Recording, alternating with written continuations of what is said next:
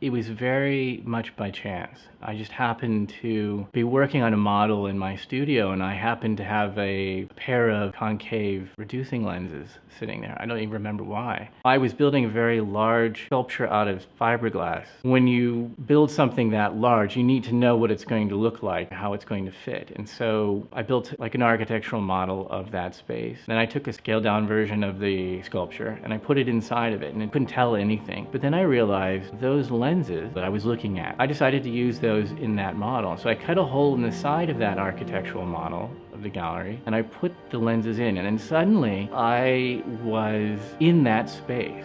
I got a sense of what it would feel like to see that sculpture. I was sort of, in a sense, transported into that space. And that was another aha moment. I could suddenly insinuate vast spaces within a very small space.